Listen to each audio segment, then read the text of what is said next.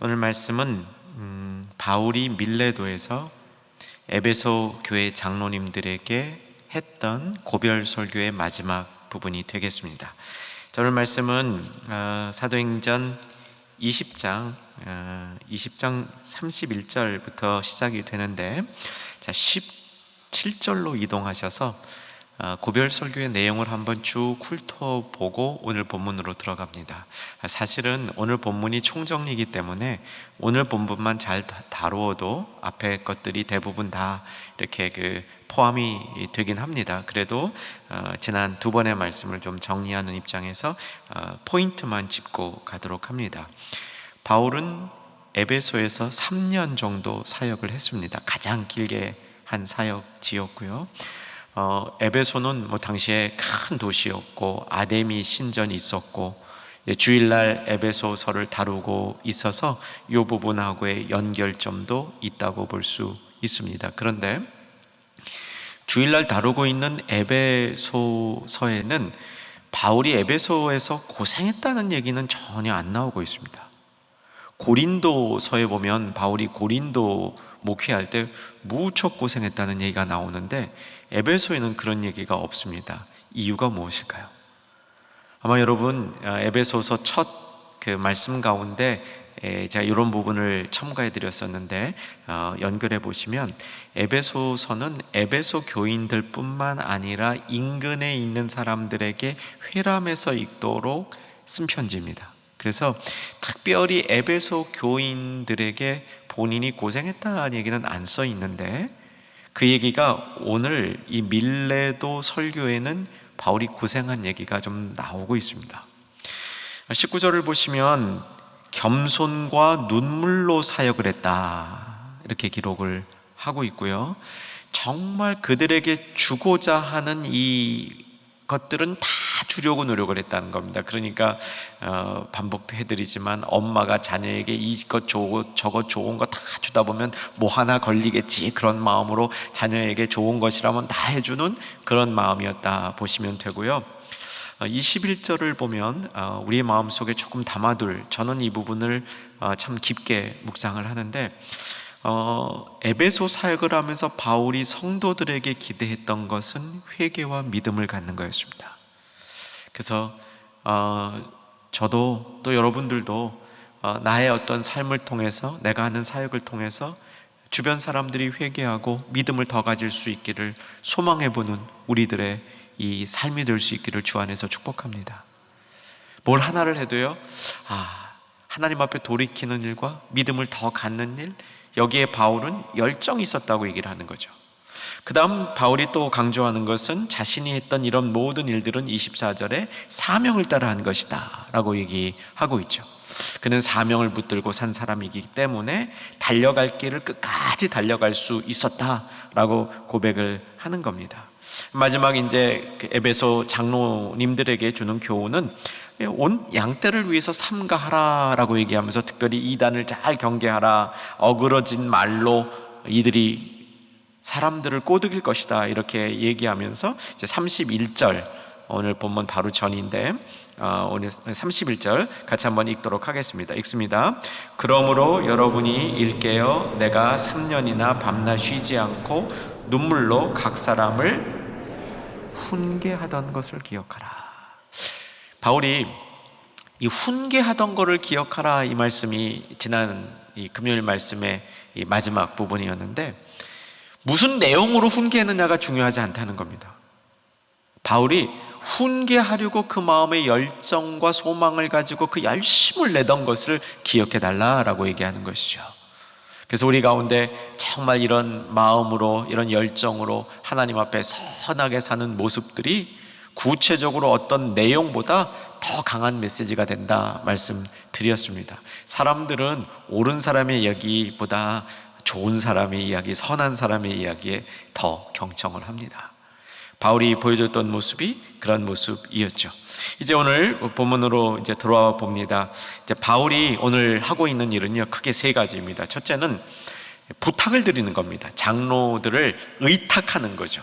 이게 마지막 설교기 때문에 장로들이 어디엔가 붙들려서 살아야 될 것이 있는데 그 의탁하는 부분인데 주와 그의 은혜의 말씀에 부탁한다, 의탁한다는 얘기입니다.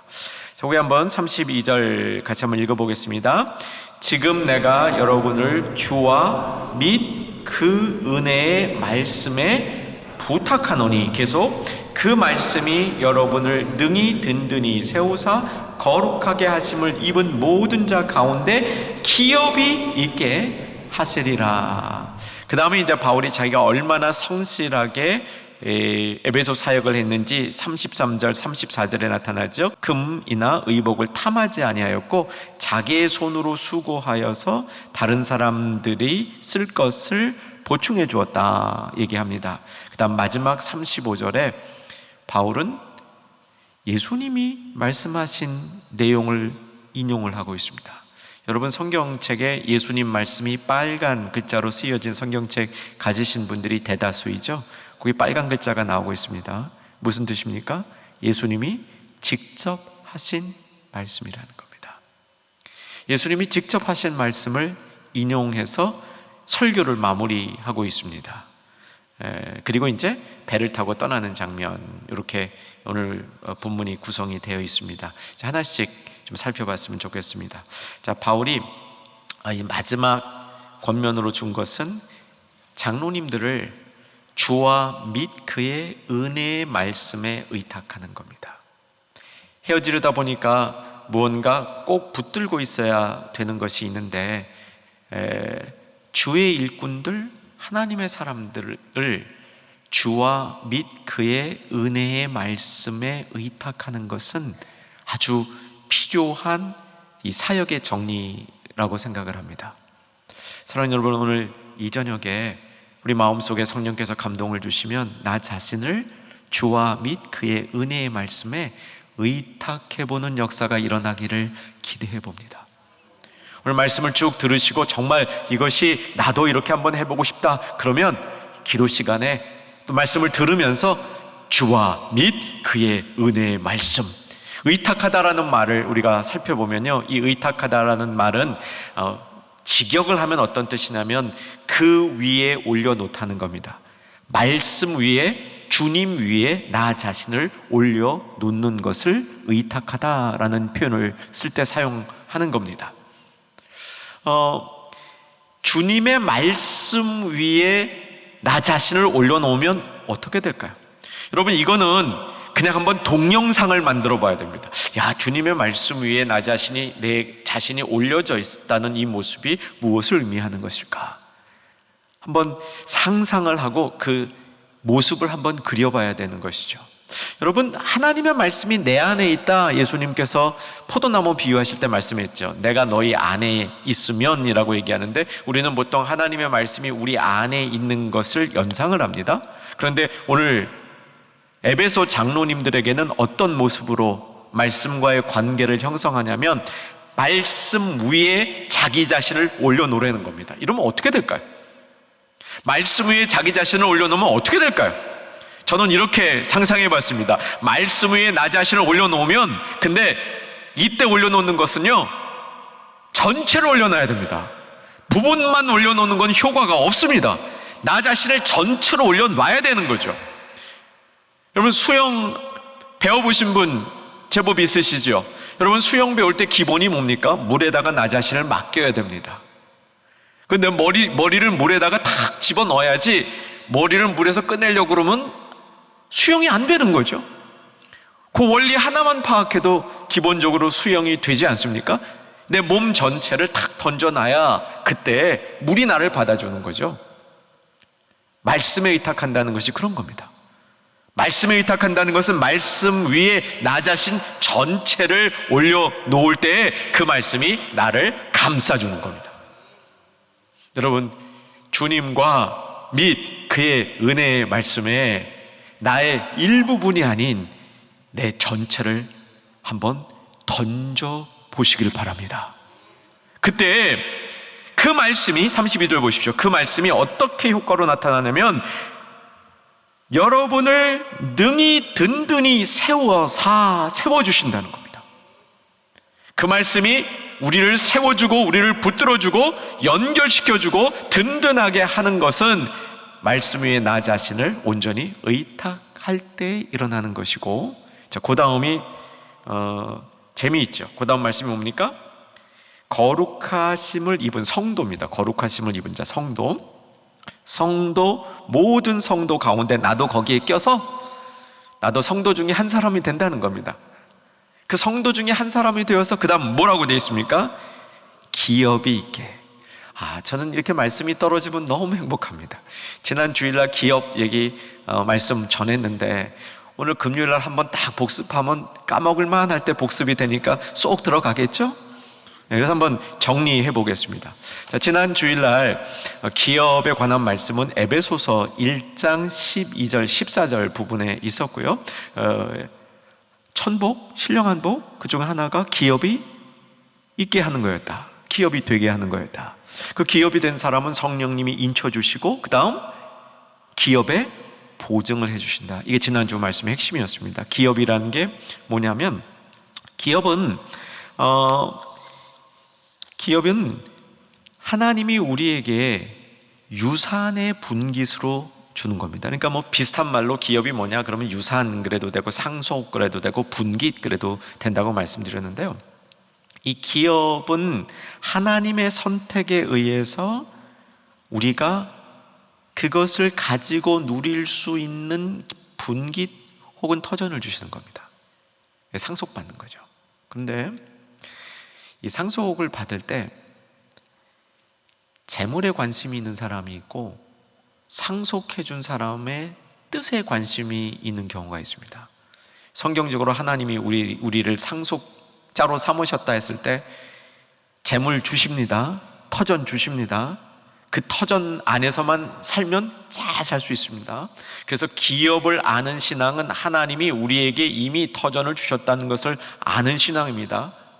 그런데 그 터전 안에서 하나님의 뜻을 이루어 가야 할 하나님의 뜻이 더 빛나야 하는 것이죠. 그 터전이 견고하게 세워지려면 그 터전에 먹고 사는 문제만 있는 것이 아니라 나의 존재를 이루는 개인적인 욕망만 있는 것이 아니라 그 터전을 통해서 하나님의 뜻이 온전히 이루어지게 하는 하나님의 뜻의 실현이 그 터전 가운데 있는 것, 이것이 바른 기업의 상속이라는 겁니다. 자, 기업의 보증이라는 건 뭐였습니까? 이렇게 생각하시면 돼요. 잠시 여러분 좀 이렇게 마음을 크고 넓게 가져서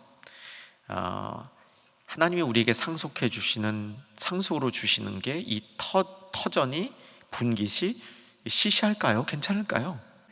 굉장합니다. 시시하지 않아요.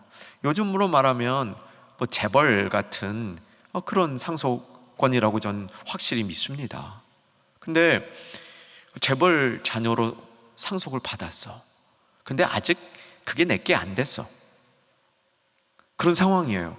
그러면 이 땅을 아직 상속을 안 받았어도 이 땅을 사는 동안 내가 상속받을 그 유산이 나에게 영향을 줍니까? 안 줍니까?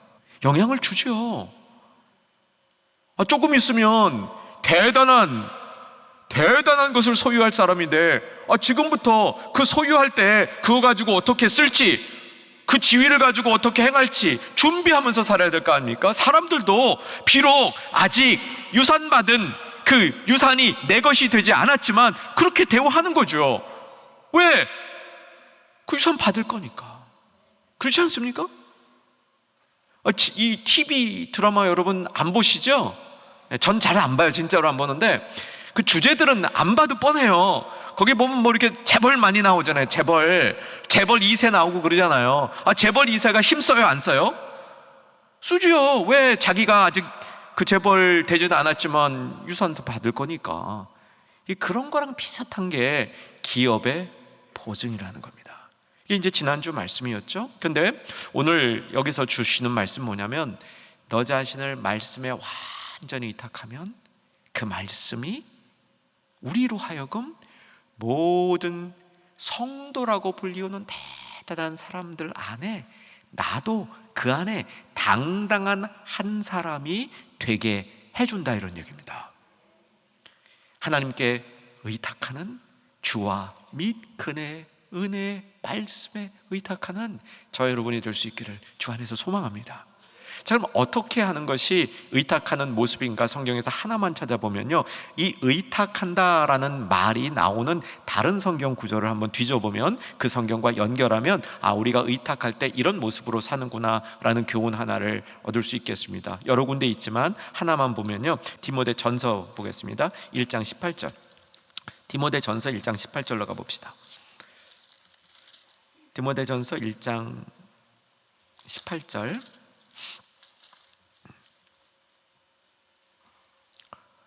찾으셨나요? 네, 읽겠습니다. 아들 디모데야, 내가 내게 이 교훈으로서 명하노니 전에 너를 지도한 예언을 따라 그것으로 선한 싸움을 싸우며, 여기 그 의탁한다는 말이 없어요. 근데 명한다가 의탁하다는 말하고 동의어 같은 말입니다.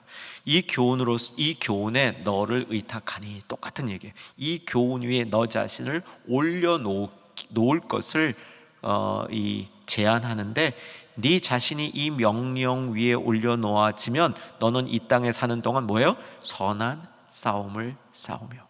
여러분, 선한 싸움을 싸우는 것은 뭡니까? 선한 영향력을 세상에 미치는 겁니다. 다시 한번 사모하십시다. 우리의 삶이 선한 영향력을 미치는 삶이 되기를 주 안에서 소망하십시다. 선한 영향력을 미치려면 말씀 위에 나 자신을 온전히 올려놓을 때, 그때 우리의 삶이 진정한 선한 영향력을 미치는 삶이 될 수 있다는 것이죠. 자, 이렇게 바울은 에베소 교회 장로님들에게 주와 및 은혜에 자기 자신을 의탁하라고 얘기한 다음, 두 번째, 자신의 삶이 어떠했는지, 에베소 사역을 하는 3년 동안의 자신의 모습이 어떠했는지 스스로 돌아보기를 하는 겁니다. 굉장히 자신이 정말 열심히 살았던 것 같아요. 33절과 34절 어떻게 섬겼는지 확인하십시다. 읽습니다. 내가 아무의 은이나 금이나 의복을 탐하지 아니하였고 여러분이 아는 바와 같이 이 손으로 나와 내 동행들이 쓰는 것을 충당하여, 35절도 갑시다. 범사에 여러분에게 모본을 보여준 바와 같이 수고하여 약한 사람을 돕고, 거기까지만. 이게 바울이 에베소 사역을 했던 자신의 모습을 총 정리하고 있는 겁니다. 이걸 총 정리하면 정말 성실하게 열심히 사역했다, 이렇게 정리할 수 있습니다. 사랑하는 여러분, 우린 좀 들쭉날쭉하죠? 어떤 때는 좀 열심히 있는 것 같고 어떤 때는 열심히 좀 떨어지고, 그것이 우리의 삶의 이 모습인 것 같습니다. 사랑하는 여러분, 우리 자신도 좀 돌아볼 때 열심히 주님과 함께 살았던 나의 모습들이 더 많이 기억나질 수 있기를, 그것이 더 많이 빛날 수 있기를 또한 주 안에서 소망하는 우리 모두 되기를 주의 이름으로 축원합니다. 탐하지 않았다, 이 말은 뭐냐면요, 이 바울은 탐심을 많이 경계합니다. 예수님도 탐심을 아주 경계하는데, 이 탐심이 있으면 이 동역이 안 됩니다. 탐심이 있으면 다른 사람을 이끄는 이 힘이 나오지 않게 됩니다. 자, 이제 그렇게 정리하고요, 오늘 이제 본론으로 갑니다. 오늘 본론이자 바울의 밀레도 고별 설교의 가장 중요한 부분이라고 저는 믿습니다. 다른 주석가들이 그렇게 주석을 잘 안 하고 있어서 이제 제가 더 힘을 내서 이 부분을 이제 말씀을 전하려고 그러는데요. 35절에서 바울은 이 설교를 끝내면서 빨간 글씨인 예수께서 친히 말씀하신 바, 주는 것이 받는 것보다 복이 있다 하심을 기억해야 할지니, 이 말씀을 얘기하고 있는 거죠. 사실은 바울이 앞에 본인이 에베소 사역 동안에 그렇게 충실할 수 있었던 비결이 이 말씀을 붙들고 있다, 이렇게 선포하는 걸로 볼 수 있습니다. 정말 이 고린도하고는 달리 에베소에서 바울의 모습은 정말 천사와 같았던 것 같아요. 정말 사도다운 사역의 모습이었던 것 같습니다. 부끄럽죠. 저는 제일 부끄럽고 여러분도 바울의 모습을 보면 조금은 부끄러울 겁니다. 그런데 그런 힘이 어디서 왔느냐, 그 비결, 그 힘이 어디서 왔느냐, 이 말씀이었다고 바울이 선포하는 거죠. 주는 자가 받는 자보다 복이 있다. 주는 자가 받는 자보다 복이 있다는 말씀이죠. 자, 오늘 이 복도 우리가 잘 알고 우리의 것으로 할 수 있기를 바랍니다. 32절로 돌아오면 지금 내가 주와 여러분을 주와 및 그 은혜의 말씀에 부탁한다. 이 말씀이 여러분을 좋게 이끌어갈 것이다 얘기했죠. 근데 여기 말씀이 아주 딱 특정화되어 있는 단수형 말씀이에요. 그래서 이 말씀은 주는 자가 받는 자보다 복이 있다는 예수님의 그 말씀을 가리킨다고 볼 수 있습니다. 자, 주는 자가 받는 자보다 복이 있다. 오늘 남은 시간에 이 부분을 잘 이해하고 깨닫고 사모할 수 있기를 바라는데, 이것을 보통 9번째 복이라고 그럽니다. 왜 9번째 복이라고 그러냐면 8복이 있지 않습니까? 예수님께서 8개의 복을 말씀해 주셨는데 그 8개에 없는, 이거 예수님이 직접 하신 말씀이거든요. 예수님이 직접 하신 말씀인데 예수님은 8복까지만 말씀하셨는데 여기 복이 하나 더 있어. 그래서 9복이라고 얘기를 하는 겁니다. 그래서 오늘은 제 9복을 주는 자의 복으로 말씀하는데, 사실 따지면 한 2개 더 있어요. 예수님이 하신 것 중에 복이라는 말씀을 많이 하셨습니다. 그런데 이 8복과 같은 그런 의미의 복이라는 것이 제 판단에는 11개 있어요. 신약 성경에. 이게 10번째하고 11번째는 또 다른 기회에 말씀드리고요. 오늘은 9번째 복을 좀 다뤄봅니다.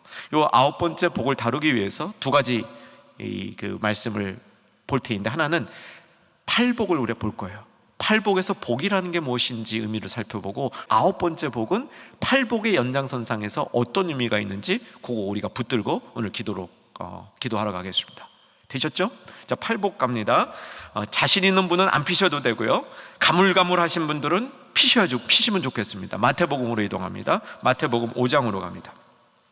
다 암송하신 분은 안 하셔도 돼요. 그냥 잘 알고 계시는 거 따라오셔도 좋겠습니다. 8번째 복 중에 첫 번째 복, 성경 보면서 따라오시면 됩니다. 뭐죠? 심령이 가난한 자의 복. 2번째, 애통하는 자. 3번째, 온유한 자. 4번째, 의에 줄이고 목마른 자. 5번째, 긍휼히 여기는 자. 6번째, 마음이 청결한 자. 7번째, 화평케 하는 자. 8번째, 의를 위하여 박해 핍박을 받는 자. 이제 한번 보니까 이제 다 머릿속에 다시 다 떠오르죠. 자, 8개의 복인데, 복 그러면 기본 개념이 형통입니다. 뭐니 해도 복은 형통입니다. 시편 1편이죠. 그렇죠?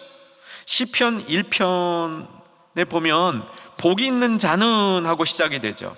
복이 있는 사람은 악인의 꾀를 따르지 아니하며 죄인의 길에 서지 아니하고 오만한 자들의 자리에 앉지 아니하고 오직 여호와의 율법을 즐겨하며 그의 율법을 주야로 묵상하는 도다. 이제 3절이 복의 그 형통의 모습이죠. 그는 시냇가에 심은 나무가 철을 따라 열매를 맺으며 그 잎사귀가 마르지 아니함 같으니 그가 하는 모든 일이 다 형통하리로다. 이제 복은 형통하는 건데, 예수님이 8복을 통해서 가르치는 건 뭐냐면요, 형통의 의미를 확장시키신 겁니다. 그래서 복은 하나님의 관점에서 하나님의 통치를 이루는 넓은 방법을 우리가 알게 돼서 형통에 이르는 것이 세상에서는 물질을 많이 갖는 것이나 명예를 쌓는 것이나 인기를 얻는 것이나 자기가 재미를 누리는 삶, 세상이 정의하는 형통이 있는데 그것이 아니고 하나님이 주는 형통이라는 의미를 영적이며 깊은 의미로 확장시켜 놓은 것이 8복입니다. 아멘 되셨죠? 자, 그러면 8복이, 제 말씀을 잘 들으시면 이해가 척척 됩니다. 8복 안에 이 복들이 크게 네 가지 측면에서 보통 세상이 말하는 그 이런 그 형통이 아닌 특별한 형통을 얘기하고 있는데, 어떤 형통이냐면 첫째는 역설의 형통입니다. 마음이 가난한 자는 복이 있나니. 가난한 게 복이라는 거예요. 이거 형통이란 말이에요. 역설의 형통입니다. 애통해하는 자는 복이 있나니, 이것도 역설의 형통을 얘기하는 겁니다. 근데 역설의 형통만 있는 것이 아니고 보상의 형통도 있어요. 어떤 복은 정말 내가 자격이 있는 것보다 훨씬 더 하나님이 많이 주시는 그런 복을 통해서 우리를 형통케 하는 부분이 있다는 겁니다. 자, 그런 내용이 뭐냐면, 온유한 자의 복을 보시면, 온유한 자의 복은 땅을 기업으로 받는 거. 나는 온유밖에 안 했는데 보상은 뭐예요? 훨씬 커. 그 다음, 마음이 청결한 자의 복도 보세요. 나는 마음이 청결한 것밖에 안 했는데 그 보상이 뭐예요? 하나님을 보게 돼요. 그래서 이 복은 보상이 내가 한 것보다 훨씬 커지는 거, 이게 또 팔복이 가르쳐주는 복의 모양새입니다. 그 다음에 또 다른 복이 있는데 뭐냐면, 복은요, 하나님이 주시는 복은 상호성이 있습니다. 내가 복을 받으면 복을 나눠줄 수 있습니다. 내가 복을 많이 받으면 복을 나눠줄 수 있습니다. 내가 복을 받은 복은 반드시 나눠줘야 됩니다. 여러분, 복 많이 받으시고 복 많이 나눠주시는 저와 여러분 되기를 주 안에서 소망합니다. 애통해하는 자는 복이 있나니 그들이 위로를 받을 것이요, 긍휼히 여기는 자는 복이 있나니 그들이 긍휼히 여김을 받을 것이며. 내가 긍휼을 받았으니까 긍휼을 나눠주는 겁니다. 근데 그러다 보면 더 풍성해지는 겁니다. 이것이 하나님 나라의 복의 모습이라는 겁니다. 마지막 네 번째 요소는, 복을 받은 사람은 하나님 일에 참여합니다. 의를 위하여 핍박을 받는 자는 복이 있나니 하나님 일에 참여하게 되는 것이 이 팔복의 모습이라는 사실이죠. 자, 이제 이런 팔복의 모습을 보면서 아홉 번째 복의 진수를 살펴보겠습니다. 왜 주는 것이 받는 것보다 복이 있습니까? 이 복을 한번 생각하기 전에 한번 우리 잠시만 점검해 보십시다. 나는 잘 주는 사람입니까? 안 주는 사람입니까? 잘 주는 사람이라고 생각하시는 분, 있으십니다. 분명히 있으십니다. 근데 여러분은 아닐 수도 있습니다. 스스로 내가 잘 준다고 생각하는 분, 아닐 가능성이 많습니다. 우리 잘 안 줘요. 내가 잘 준다고 생각하는데 그런 분들이 있긴 있어요. 아마 우리 가운데 꽤 될 수도 있습니다. 그런데 아닐 가능성이 훨씬 많습니다. 정말 나에게 필요한 건 남에게 잘 안 줍니다. 그리고 쓰지 않는 것도 잘 안 주죠. 쓰지 않는 거 남 주려고 생각하니까 아깝죠. 그래서 다시 거두죠. 이게 우리의 모습입니다. 잘 못 버리죠. 버리려니까 또 아깝고, 그렇지 않습니까? 근데 주는 자의 복이라는 것이, 우리는 주는 것이 정말 귀하다는 사실을 압니다. 그러니까 주는 것이 참 귀한 줄 아는 이유 중에 하나는, 우리는 받기를 더 많이 원한다는 거죠. 받기를 더 많이 사모하고 더 원하기 때문에 정말 주는 것이 복이라는 사실을 우리가 기억하고 훈련하지 아니하면 이 복을 받기가 어렵다는 사실입니다. 여러분, 바울이 주는 자의 복을 이야기하면서 그의 삶이 하나님께 자기 자신을 의탁하고 그것을 중심으로 온전히 다른 사람을 섬기는 삶을 바울이 살았다고 이야기하고 있는 겁니다. 그게 주는 자의 복의 모습입니다. 여러분, 하나님의 말씀은 우리를 부대끼게 합니다. 왜 부대끼게 하냐면 잘 못하고 있다는 걸 가르쳐 줍니다. 잘 못하고 있는데 그 말씀이 은혜의 말씀이 될 때는 내가 못하고 싶지만 해보고 싶은 겁니다. 그게 은혜의 말씀이에요. 원래 말씀은, 진리의 말씀은 우리가 그 말씀대로 살 수 없다는 걸 가르쳐 줄 때가 많습니다. 그런데 은혜의 말씀은 그럼에도 불구하고 내가 그 말씀 붙들고 다시 한번 그대로 해보겠습니다 라는 마음을 갖게 해주는 것이 은혜의 말씀입니다. 그래서 바울은 은혜의 말씀에, 주와 및 그 은혜의 말씀에 우리 자신을 의탁해라, 이게 자신의 모습이었던 거죠. 에베소 장로님들에게만 그렇게 하라고 얘기한 게 아니라 자신이 에베소를, 교회를 섬길 때 그 모습으로 섬겼다는 거, 그 의탁한 말씀이 주는 자의 복이었다는 것이죠. 여러분, 이 말씀은 이렇게 이해할 수밖에 없습니다. 예수님이 말씀하신 주는 자의 복은요, 그게 십자가 복음입니다. 예수님이 십자가에서 자기 자신을 내어주다.